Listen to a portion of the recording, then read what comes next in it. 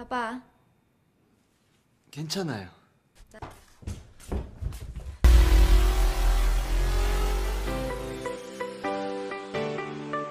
Halo Sinopsis dimanapun kalian berada, bagaimana kabarnya? Kembali lagi bersama saya Jajang, orang malas yang hobinya nyusahin orang tua pastinya. Salah satu film pemersatu bangsa dari Korea Selatan yang dimana menceritakan seorang produser wanita yang awalnya mengalami keterpurukan karena dimana studio rekaman miliknya tidak kunjung mengeluarkan album karena kurangnya dana dalam membiayai vokalis yang akan melakukan rekaman. Sampai suatu ketika karirnya pun meroket naik ketika ia dikabarkan tengah dekat dengan seorang anak kuliahan. Penasaran? Seperti biasa jauhi keramaian gunakan handsfree memastikan posisi rebahan. Selamat menonton dan langsung saja kita putar intronya.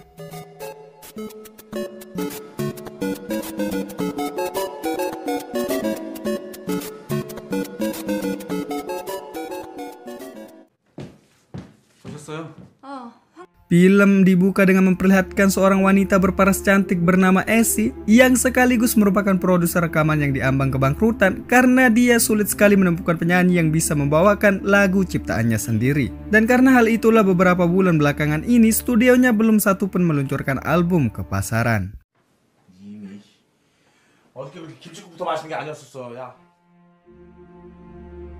Di sisi lain dia juga memiliki beberapa bawahan, diantaranya Bobby yang berperan sebagai manajer, Jessica yang merupakan sekretaris, dan Jono yang entah apa fungsinya. Yang jelas dia merupakan kekasih gelap dari Essie. Anjir nggak tuh?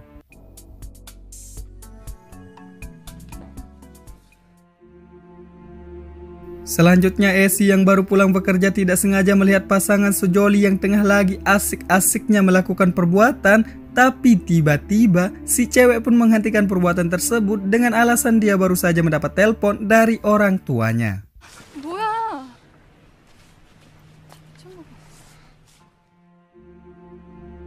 Diceritakan pasangan ini bernama Lina dan Johnny, yang dimana Johnny ini merupakan tetangga dari Essie. Tapi karena memang mereka tidak pernah berkenalan satu sama lain, jadinya ya begini, mereka hanya diam ketika berada di dalam lift.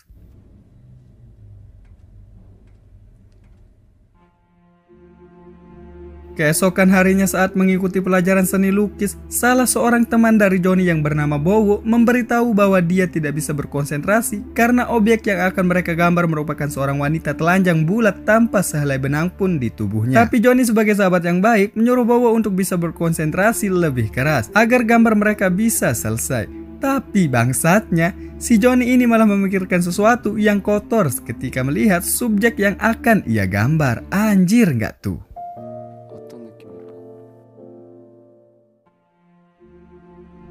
Di tempat lain terlihat Essie yang tengah memikirkan agar rumah produksinya bisa meluncurkan satu album bulan ini. Sedangkan bawahan dari Essie yang melihat hal tersebut mencoba menghiburnya dengan melakukan karaoke.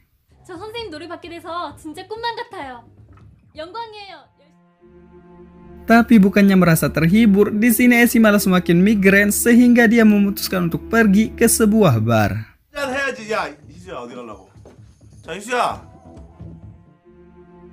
Keesokan harinya Essie yang datang ke studio tidak sengaja mendengar suara dari vokalis yang sedang melakukan rekaman. Di sini dia dengan emosinya marah kepada Bobby karena telah merekrut seorang vokalis dengan suara yang pas-pasan. 근데 제가 우리 구명줄이야. Tapi Bobby di sini membantah perkataan tersebut dengan mengatakan bahwa dia merekrut penyanyi tersebut karena memang dana yang dia keluarkan cukup kecil. Dan jika menginginkan vokalis dengan suara yang Essie inginkan, maka Essie harus mengeluarkan dana yang lebih besar. Lalu di sini Bobby meminta Essie untuk menambah seorang partner untuknya agar pekerjaannya bisa cepat terselesaikan. Tapi Essie menolak hal tersebut dengan alasan hal itu akan menambah pengeluaran dari studio tersebut. 알지. 내가 잘 알지. Sepulangnya dari sana Essie yang tengah membeli beberapa botol minuman ke minimarket, lantas tidak sengaja melihat Johnny yang juga berada di tempat tersebut.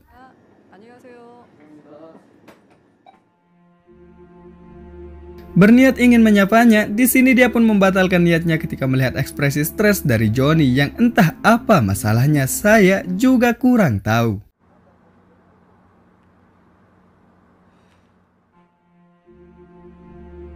Lalu saat sampai di rumah Esi yang niatnya ingin rebahan santuy dikejutkan dengan keberadaan Jono yang kapan ia masuk ke kamar tersebut. Karena memang Esi yang membutuhkan waktu untuk menyendiri, dia pun mengusir Jono untuk pergi dari kamar tersebut. 놀 기분이 아닌가 보네.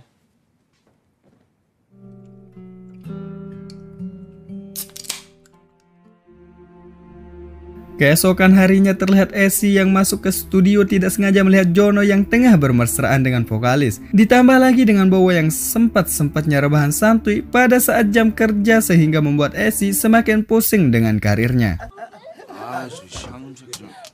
애들 관리 이따위로 할래? 아니 밤새서 관리를 했다니까 너.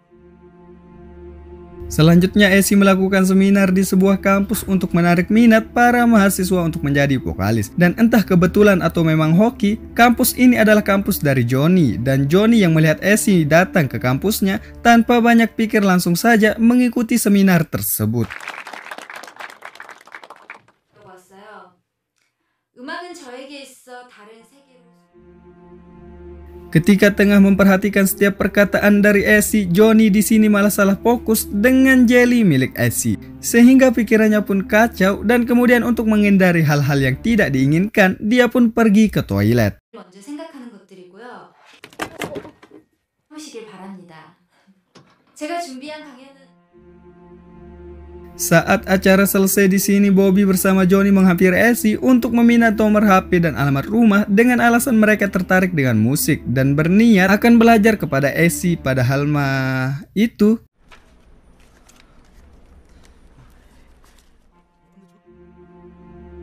Setelah itu Bobby pun mencoba menelpon Esi, tapi sayangnya telepon tersebut tidak ada respon sedikit pun. Sedangkan Johnny yang melihat hal tersebut bersifat biasa saja karena memang Esi ini merupakan tetangganya. 안 받아?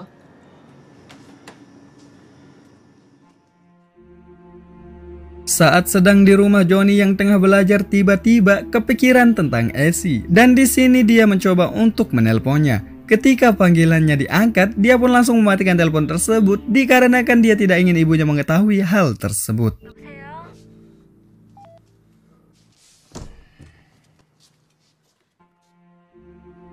Dan untuk mengobati rasa penasaran, dia pun memutuskan untuk menemui Esi ke rumahnya. Di sini dia pun salah fokus ketika Esi yang menggunakan pakaian tipis setipis iman Anda pastinya.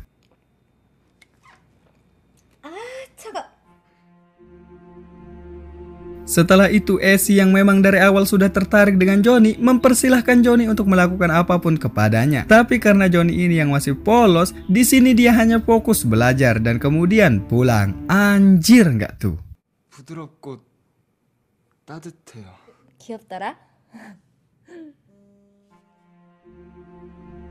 Setelah sampai rumah, Johnny pun merasa sangat bersalah karena tidak melakukan percocok tanam kepada Esi. Sehingga untuk mengobati itu dia pun hanya bisa membayangkan sembari melakukan senam 5 jari.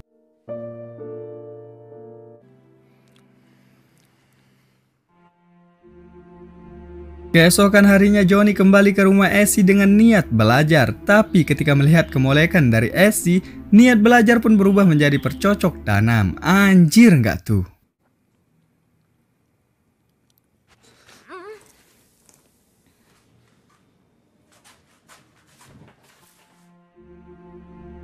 Sejak saat itu keduanya pun semakin dekat dan selalu melakukan pertanaman di tempat-tempat yang mereka sukai, seperti perpustakaan, di dalam mobil. Bahkan Johnny pun kerap datang ke rumah Esi hanya untuk menikmati lapis langit dari Esi sendiri. Saat akan meeting di studio, Esi pun terlihat bahagia walaupun album yang ia rencanakan belum kunjung diterbitkan. Dan ketika sedang membalas chat dari Johnny, Jono yang selaku kasih pun merasa cemburu melihat hal tersebut. 야, 진짜 졸라 고생했다 진짜. Tidak ingin kalah saing dengan bocah kuliahan, lantas dia pun pergi ke rumah Esi untuk menanyakan hubungannya dengan bocah kuliahan tersebut. Tapi tidak kunjung mendapat jawaban yang ia inginkan, dia pun dengan emosinya langsung saja dengan kasar melakukan penanaman.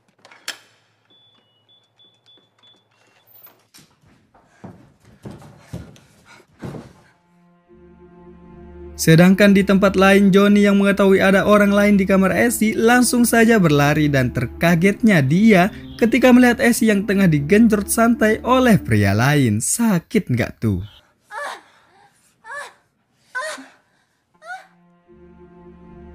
Sejak saat itu Johnny pun mulai menghilang dari kehidupan Esy, sehingga terlihat Esy yang sangat merasa kehilangan, sehingga membuatnya selalu melamun dan tidak pernah konsentrasi.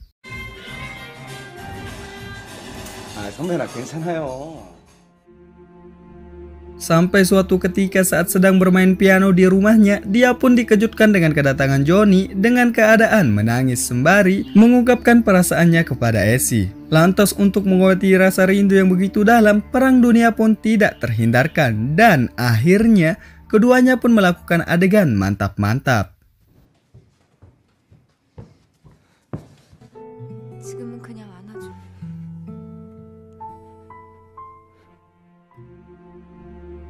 Tidak dijelaskan secara pasti. Dari sejak itu hubungan keduanya pun menjadi renggang tapi masih berbicara melalui WhatsApp. Dan film pun ditutup dengan diperlihatkan Esy yang sudah bisa mengikhlaskan Johnny dan lebih fokus dengan karirnya tanpa ada dendam ataupun sakit hati yang ia rasakan.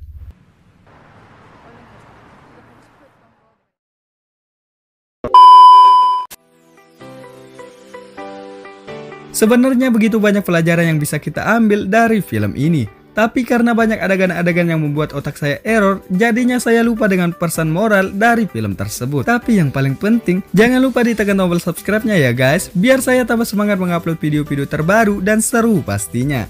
Kita berjumpa lagi di video selanjutnya. Bye!